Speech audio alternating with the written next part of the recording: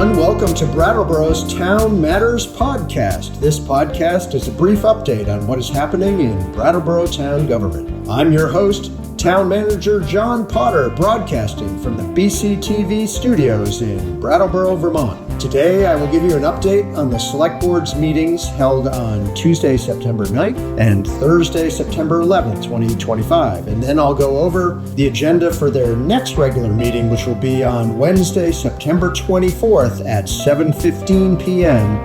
in the Select Board meeting room at 230 Main Street. Also, I'll go over a few announcements before wrapping up the podcast.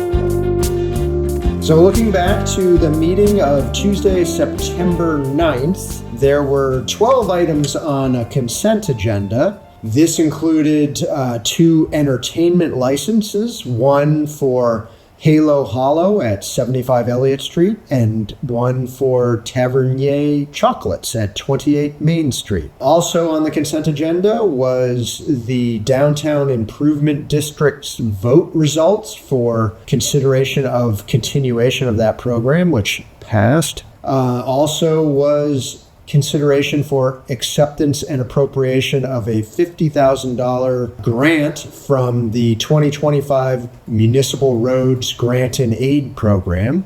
And there was on the consent agenda ratification of a $21,000 lease with the Brattleboro Co-op for 3,000 square feet of storage at the Brattleboro Transportation Center. One item was removed from the consent agenda, and that was adoption of the 2025-2027 Select Board priorities, which I'll talk about in a moment. But the remaining items, all of these were approved on consent, included application for a community development block grant of $1.8 million to replace the town-owned Detman Drive Bridge with an increased span that would now convey a 100-year flood. Support for the Downtown Brattleboro Alliance's bid on Downtown Vibrancy Fund Award of $25,000. Purchase of a 2025 Chevrolet Tahoe for $55,987 as approved in the fiscal year 26 capital plan. And the last 2 consent items were adoption of municipal policies necessary for receiving Community Development Program block grant fundings and authorization for the town to participate in the new national opioid settlement with Purdue. Oh, and one final one that I almost missed was they authorized the library to enter into a 5-year lease of a color printer for staff use at an annual fee of $1,246.76. So those 11 items were approved on consent by a vote of 5-0. Under regular business on September 9th, the board announced committee vacancies, so a number of available spots to serve the town on committees. And following that, there was an update on Groundworks Collaborative. Libby Bennett, the executive director of Groundworks, and Peter Elwell, the board president, discussed a presentation on Groundworks, including discussion of the new shelter being planned or constructed, I think now, for Morningside, the Morningside shelter. Among items that the board and the Groundworks representatives discussed were safety issues at Groundworks, outreach to communities near Groundworks facilities, metal detectors, screening of clients, and I think that was mainly it. There was no motion on the Groundworks item, and so the next item they considered was a second-class liquor license, tobacco license, and tobacco substitute endorsement permit for Smoke and Munch on Putney Road. Representative from Smoke and Munch joined the meeting and discussed compliance violations that the business had received and indicated that employees responsible for that were no longer employed by the business and that the business now manually checks and scans IDs, and there are no sales without ID. There was also discussion on the training programs for violators. There was a motion to approve the renewal of applications for Smoke and Munch with the condition that it is for a 6-month tobacco license and that all employees will have taken a tobacco training course and will be carding all customers of tobacco products with a visual check of ID. And that motion passed by a vote of 5-0. Following that, there was an item having to do with the draft town charter and related charter petitions that have been certified in the town clerk's office.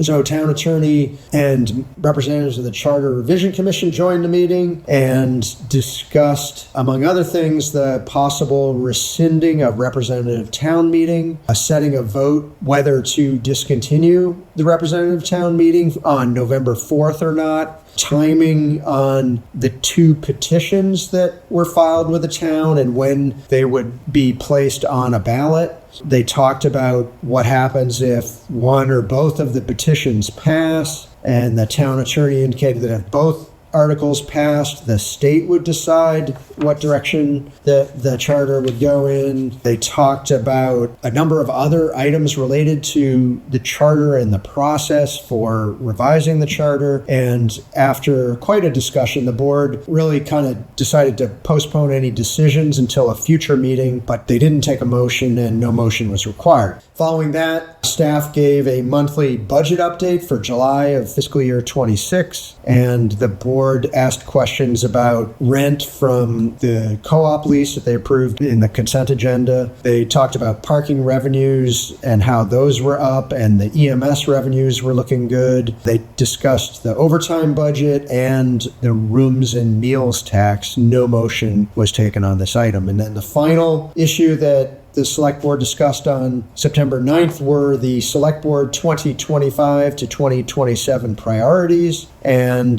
there was a motion to adopt the following 2025 to 2027 Select Board priorities: A, increase revenues; B, advocate for state revenue sharing; C, work toward child safety zones; D, expand housing stock; and E, prioritize financial responsibility. That passed by a vote of 5-0.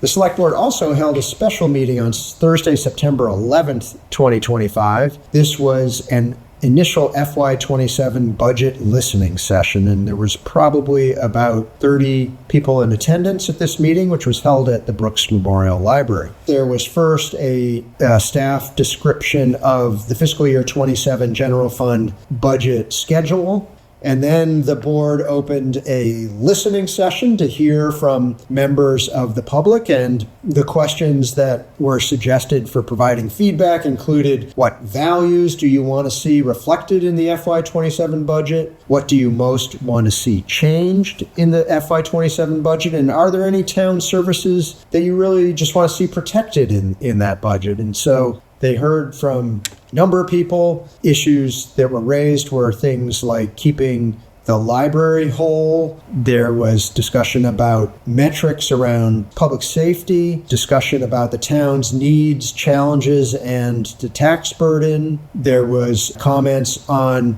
the comfort level to discuss what services should stay or go. There was discussion about infrastructure and health and safety as being priorities. There was a suggestion to cut positions and freeze wages. There was a conversation about landlords raising rent and also revenue opportunities. One person brought up the Human Services Fund and the cost of the pool and the short time it was open. And also, finally, I guess there was some talk about federal heating assistance money. Probably a few other things that I'm missing, but that was generally the topics that were raised at the budget listening session, and that session is available online on BCTV, and people can go watch that whole thing if they're interested.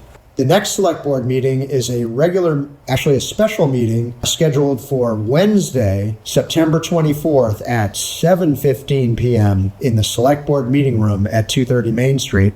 On the consent agenda is award of a $24,500 contract for improvements on Bridge Street, ratification of $15,350 of repairs for the Department of Public Works HVAC system at the DPW facility, acceptance of a $53,175.50 winter sand bid, approval to apply for state capital fund grant on behalf of Winston Prouty for development of water infrastructure on that property. Appointment of a representative from the town to the SEVCA board. Consideration of a use of the Global Warming Solutions Fund for lighting on Elliott Street. I think that's solar lighting. Acceptance of a petition for open town meeting, that's a charter petition. Appointment of a fire warden, approval of a revised contract for CCI, the IT technical services contract with the town, and approval of a local emergency management plan, and then several license approvals, a liquor license for North Chair Brewing, a second-class liquor license and tobacco renewal for Changeezy Food Mart, and a outside consumption permit for the Heart Rose Club. And then the last item on the consent agenda is a authorizing participation in yet another opioid settlement fund. Under regular business for the September 24th meeting, there will be a number of items. The first thing will be a public hearing for the Detman Drive Bridge grant application. That's a Vermont Community Development Program grant application. So the board needs to hold a public hearing on that before it proceeds any further. There will be the first reading of some revisions to the parking ordinance. These are many of the things that were discussed earlier in the year around parking, but putting them now into ordinance. There will be further conversation around the town charter process and a plan for warning the various public hearings, I guess, and also the vote in March. A update from the Finance Committee and committee appointments, and those are the items on the regular business for that meeting. The next regular meeting, which was scheduled for October 7th, the plan is to move that out to Thursday, October 16th, just to give you a heads up on that. And then I have a few announcements. The Town of Brattleboro is currently seeking applicants to join our various boards and committees. This is an excellent opportunity to network with your neighbors and contribute your talents to the community. If you're a Brattleboro resident and are interested in serving, please apply online at brattleboro.gov or call to request a print application at 802-251-8151. The Recreation and Parks Department is now accepting registrations for fall programs, including youth sports like flag football, soccer, and gymnastics.